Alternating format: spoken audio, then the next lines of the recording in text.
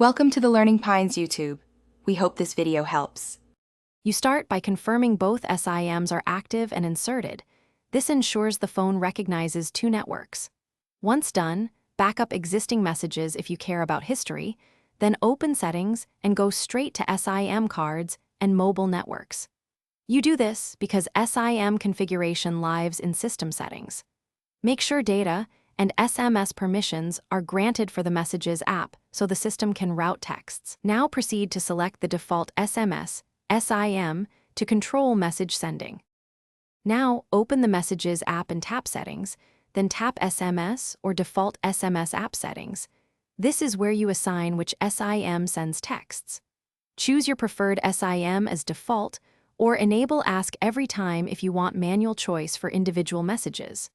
For finer control, edit a contact and assign a SIM for that contact so outgoing messages use the chosen line automatically. Doing this prevents accidental use of the wrong plan and keeps billing predictable. Proceed to verify by sending a test message.